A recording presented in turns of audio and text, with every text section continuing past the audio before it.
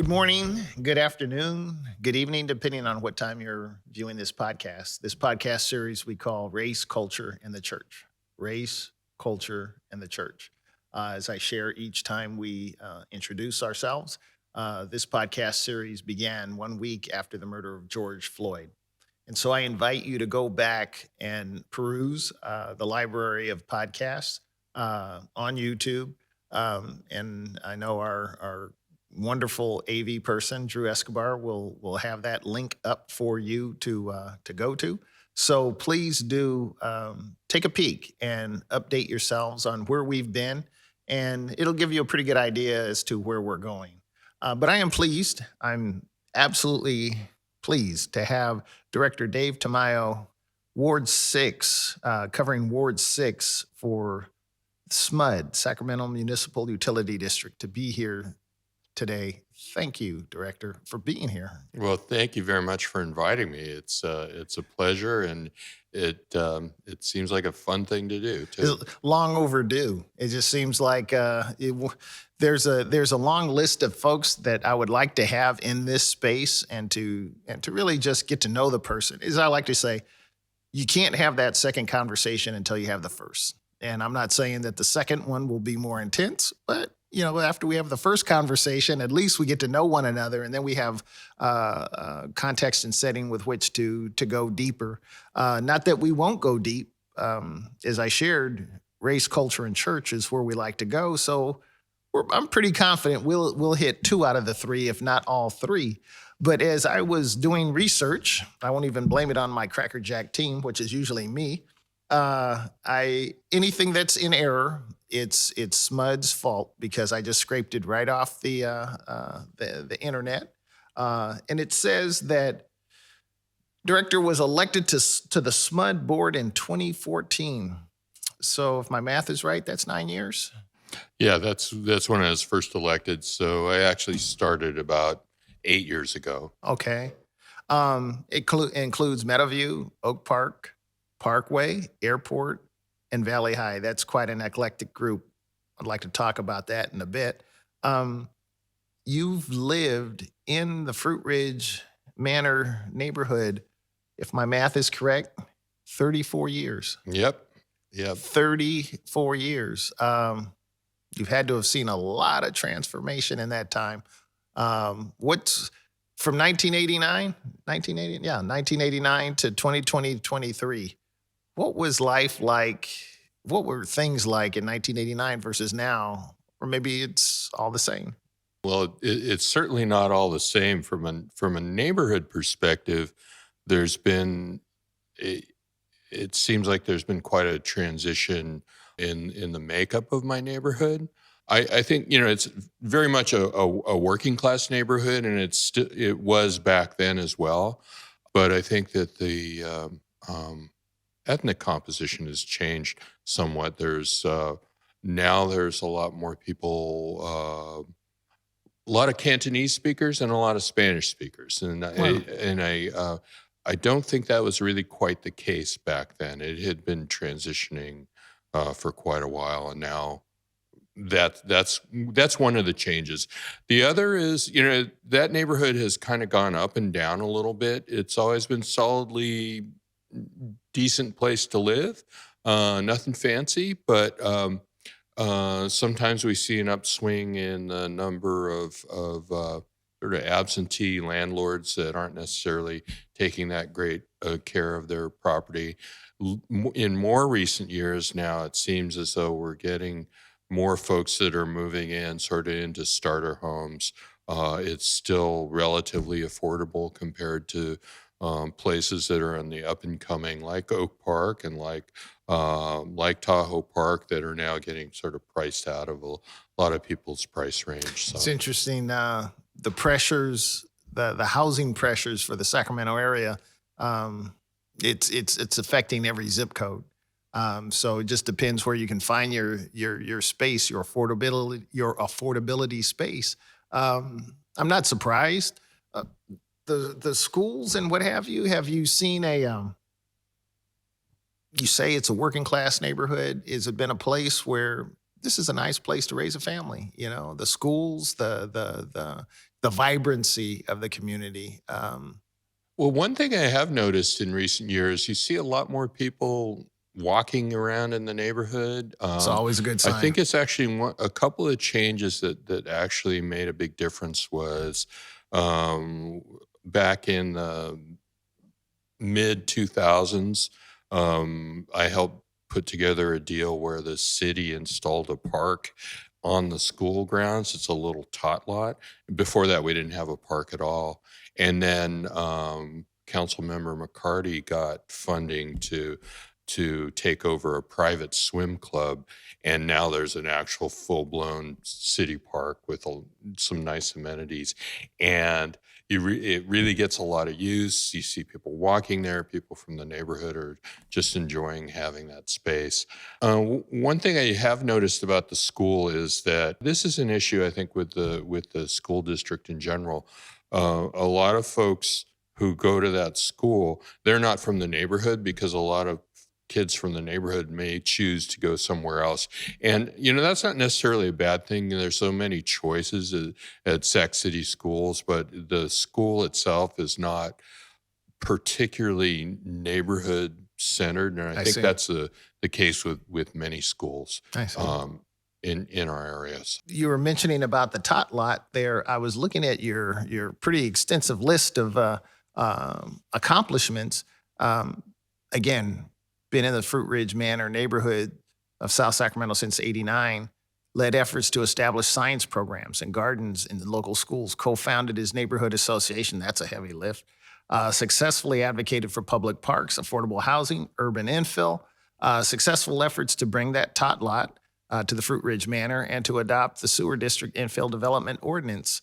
So I list all of that, and that's not everything on this list.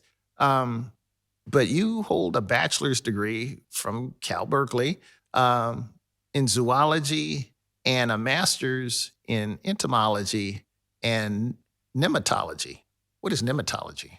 Nematodes, it's the study of nematodes, which are roundworms. That is really scintillating. So- We'll have to talk about that at some other time. Probably not. And the reason it's associated with entomology is that they're very important in agriculture systems and in medicine. So how does Director Tamayo, with that background, with that graduate background, sense of community, become a ward director for SMUD? Well, I guess it kind of came from, when I was studying and thinking about, well, okay, what do I want to do? And I realized that I didn't want to be the person who's actually generating the science, because I found that, either sitting in a lab or sitting in a forest counting, birds flying by or whatever, actually generating the data was not what I wanted to do. I wanted to use the data to help society in one way or another. So when I actually moved to Sacramento to become an environmental scientist, because there's a lot of opportunities here in this region because of the state, and I ended up actually working for the county. But I always had realized, there's value in I guess I just wanted to give back to the community very directly. And I started getting involved in neighborhood stuff, and I met with some other neighbors, and we invited our council member to come talk to us because we had some issues. I don't even remember exactly what the issues were in our neighborhood back then. And it was Daryl Steinberg at the time. And he said, "Do you guys have a neighborhood association?" And we said, "No." He said, "Well, you need to form one." So we did. We formed a neighborhood association, and we started having regular meetings to meet with the police, meet with the city neighborhood services department, and other representatives, that dealt with city issues. And I realized, well, the city delivers a lot of services and is responsible for a lot of things that affect our quality of life.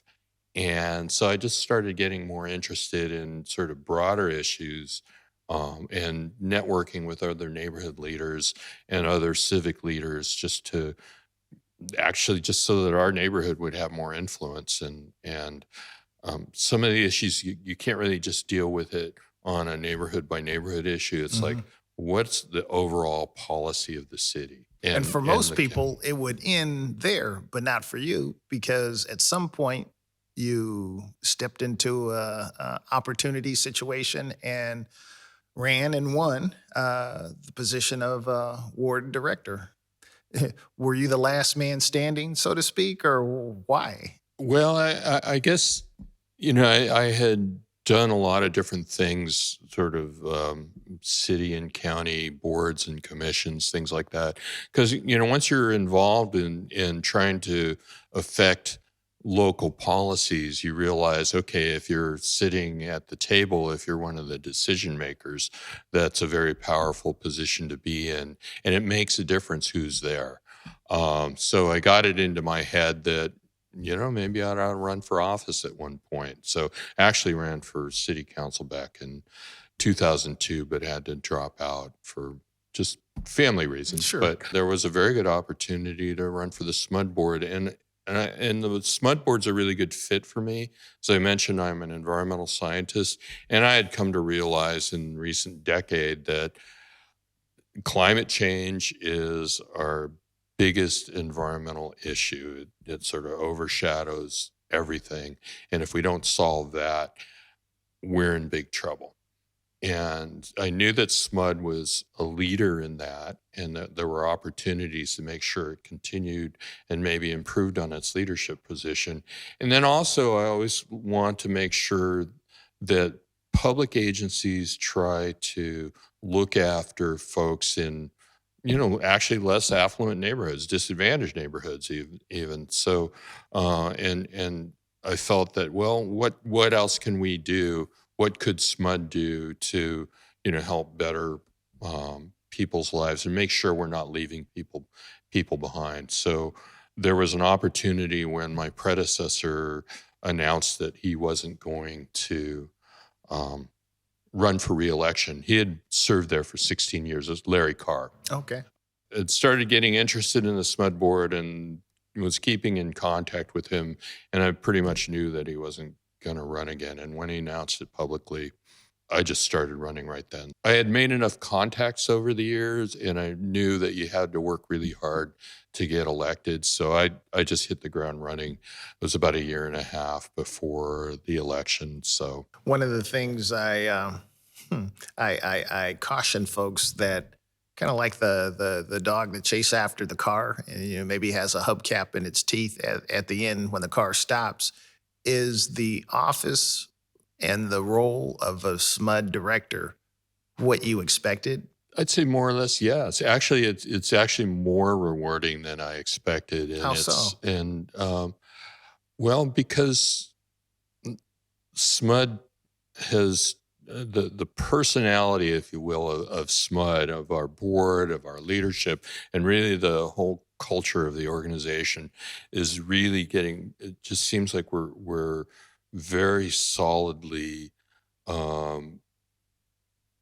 dedicated to improving the lives of people in Sacramento and really our whole region. And I feel like everybody's pulling in that direction. And even, I'm one of 7 board members, so I certainly can't take responsibility for it, but I'm always been very supportive of us. What more can we do that's still in keeping with our role as an electric utility? Mhm. How can we really sort of maximize, the good that we do? And the way I look at it, and I actually stole this line from a former boss of mine at the county, we have a mandate to deliver affordable, reliable electricity. And let's say we do this much good. We have to do this, but can we accomplish this much good while we're doing it? Mm. And that's what I feel the whole organization is doing. We have to deliver that electricity, but what else can we do to make sure that, as long as we're going to spend the effort, how can we do it in a way that really maximizes the benefit to the community? That's And it. yeah. No, go ahead. I'm sorry. And it's very much in keeping with the fact that we're a public agency. And we have the advantage over investor-owned utilities is that our allegiance is to the community. The community owns us, and we're there for the benefit of the community, and we're not there for the benefit of shareholders who actually don't necessarily care what happens in or Sacramento. live in the area for that matter. Yeah. They could be anywhere in the world Yeah. and own a share of, say, the utility. So you've answered one of the questions I had in mind. It's what separates SMUD apart from, customer-owned versus shareholder-owned. Again, lived out. You've touched on that. Maybe you could flesh it out a little bit more. Lived out to the degree that if I'm a single parent, and I asked the same question of Director Fishman when he was here a few weeks ago, lived out. I'm a single parent. I have a couple of kids. I live in Oak Park, Tahoe Park, Fruit Ridge Manor. I've got 1.5, maybe 2 jobs. I'm trying to keep it together. What is SMUD? Why do I even care? Why would I even watch this podcast or listen or even vote for or listen to Director Tamayo? What's particularly when you start talking about things like zero carbon 2030? So what? Well, sort of on the overarching reason why 2030 zero carbon is important to everybody in the community is you may have noticed that it's getting hotter in Sacramento, and when last year was the hottest year we've ever had, the hottest day we've ever had.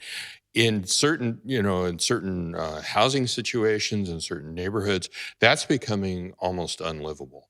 And if it continues to get hotter and hotter, it will be unlivable. So that's sort of the underlying. That'd be my kid's problem. I don't care about that. I mean, I'm living for today. I'm dealing with today's issues. Well, and it will happen again this summer. So that's not just your kid's problem. It's the elderly couple down the street that doesn't have a shaded house with decent air conditioning, or who's spending a lot of money just to be able to keep their house cool enough to be able to survive. So some of those things, those problems are on us right now. But I'll step back in that we're not just saying, okay, you guys are on your own. We're going to help people both adapt to the climate change by making their houses more energy efficient, so the cost doesn't keep going up. We're going to be keeping our rates down.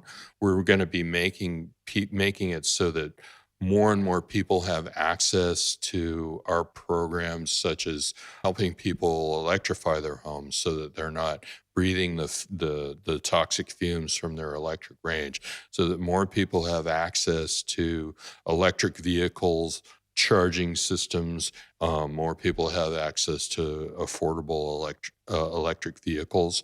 And also even, our vision includes not just eliminating the carbon from our own electricity sources, but also transitioning from a fossil fuel-based transportation and building heating systems, because those come with costs as well, especially transportation. Transportation is the biggest source of air pollution here in Sacramento, and getting the region, or really not just our region, but showing the country how can electric utilities, or how can really regions transition from a dirty energy economy to a clean energy economy.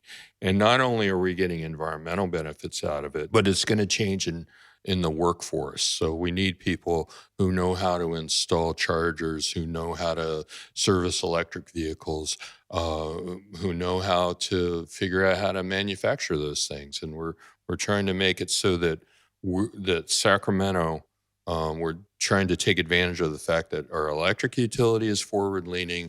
We have a forward-leaning state. We're in the capital of a very forward-leaning the state of California, and we're trying to leverage that. So we're very attractive to people that want to have innovative businesses to make that clean energy economy work. And then our residents will benefit from that, because as we attract those companies, and if we've supported the workforce development, including even education down into the elementary schools, we'll be much more competitive, and our people will have an edge over attracting, good jobs that are part of the more modern economy. Okay, so you've laid out a pretty robust, I'll say, plan of attack. That's too militaristic, but an approach to the problem, to this not problem, to the situation. How do you know you're actually making a difference? I mean, what are the tools that you have at your disposal to measure success? Oftentimes, it seems like, and I've retired from the state of California, also worked for Kaiser Permanente, so big organizations.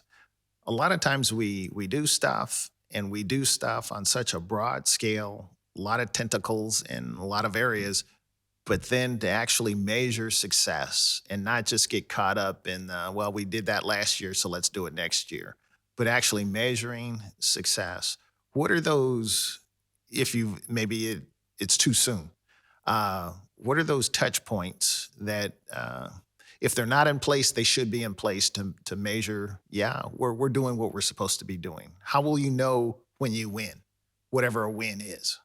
Well, I'll give an example. So the Brookings Institution did a study of the Sacramento region, and they realized they showed that a lot of the college educated people who are getting degrees in engineering and other professional fields were moving out of our area because there was a mismatch of opportunity, and then even also some of our housing issues.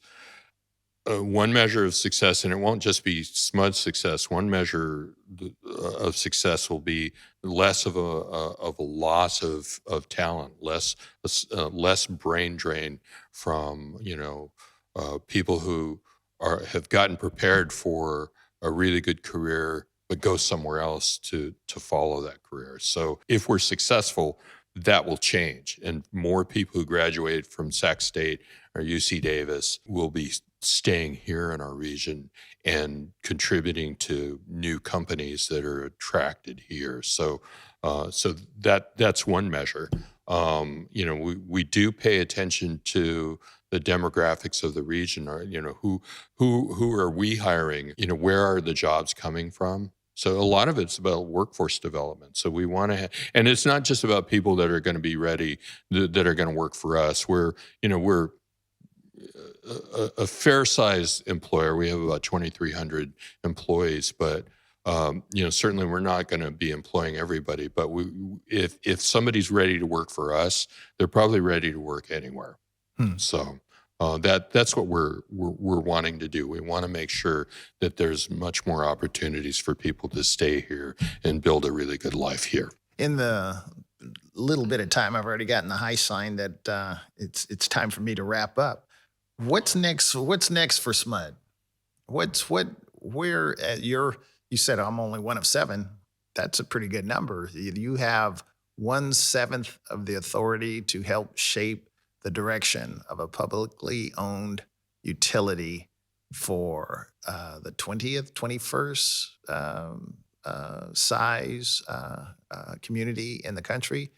That's not a small thing. That's great opportunity. So where are we going with this opportunity?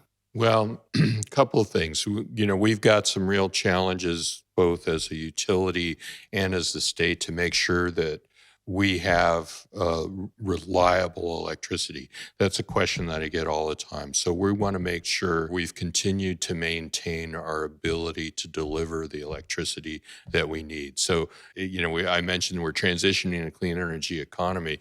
That's like we're changing the wings and the engines on a plane while it's still flying. So just making sure that we stay the course and we meet that 2030 zero carbon goal. But beyond that, we're also looking at other opportunities. We don't think that all the transportation fleet will be transitioned to all electricity, but we're going to continue to support that transition for the region, which is good for our ratepayers, because then we've got larger revenue base, but it's also good for air quality. It's actually good for people's pocketbooks because electric vehicles. So trying to keep our eye on the ball, because it's we call it a moonshot, because that 2030 zero carbon goal is the most ambitious goal in the country of a major utility. Is there a parallel with another utility that's doing that has an equally ambitious goal that you're aware of? Not yet. There's some smaller utilities that have been able to do that, but they're not necessarily vertically integrated. And then there's some folks that have always gotten their electricity from just hydro or something like that. They're already zero carbon. But as far as large utilities, no, they're not yet. I think that people are watching us and seeing, how is that going to work? I would suspect that some of the more progressive utilities in the country are talking to our staff and watching what we do to see, okay, well, how can we adapt that for our region? Which was one of the things that all of us, I think, really wanted to do. We wanted to show leadership because, our carbon emissions, we're a big city, but compared to the rest of the country and the world, we're a very, very small piece. But the leadership part is not small. So people all over the country know what we're doing and making sure that we're successful. Are you getting those calls from, other states, other areas? We do, yeah. We and our staff and some occasionally board members are asked to speak about our plan. I know our CEO is talking to all sorts of groups about that. So either as a speaker or we have folks visiting, and yes, we do get lots of calls at the staff level. Yeah, I got so many questions. Let me just ask this. I'll slip this in. What is there 1, 2, 3 things that you would say SMUD is obligated to do for, say, someone in Oak Park?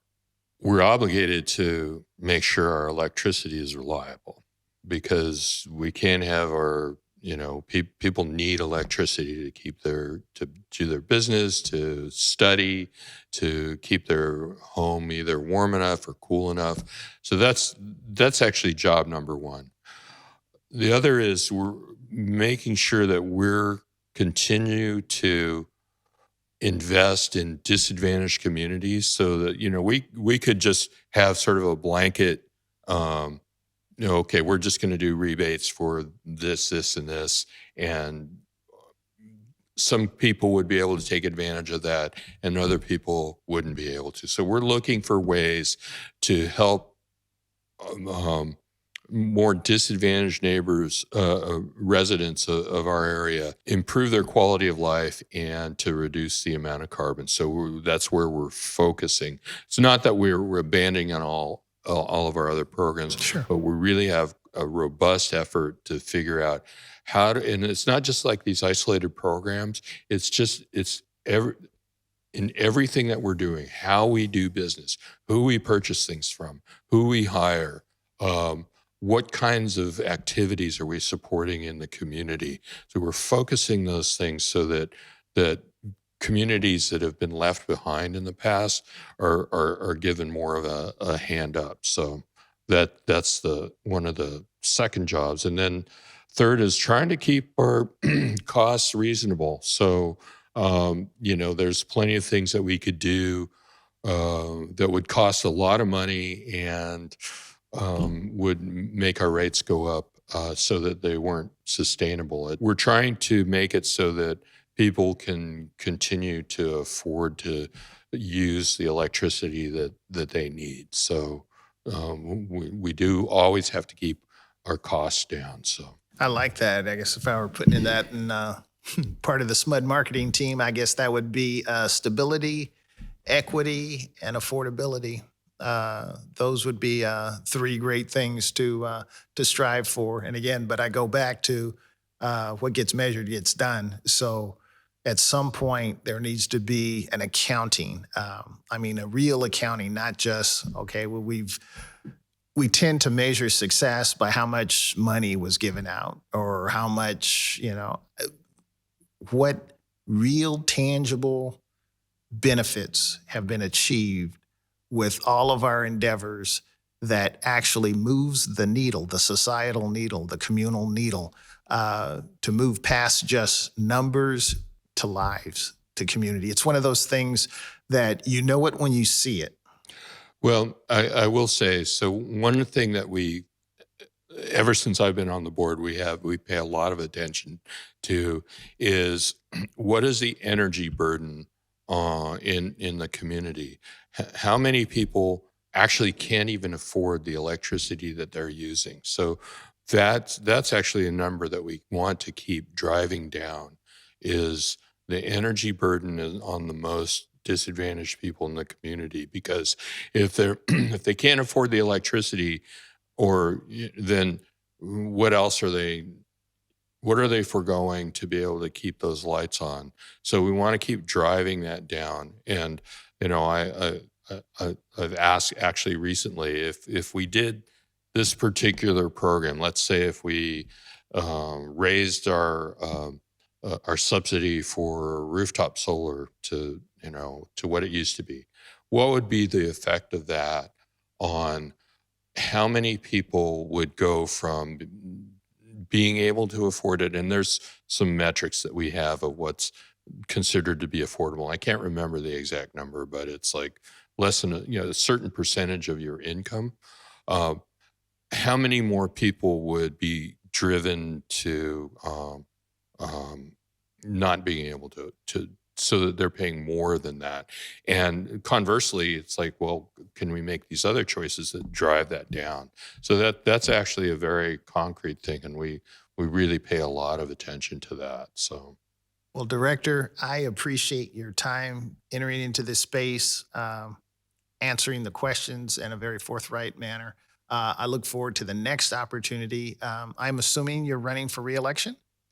Well, I just was reelected last year. Congratulations. I'm a little late to the party. You got me for until 2026 is when I have to run for re-election again. So definitely you will enter into this space again, and we'll have some more of these conversations. Yeah. And I just would like to end to say if folks, and you had sort of asked me about, well, what does it mean for me? There's plenty of things that individuals and families can do and businesses can do.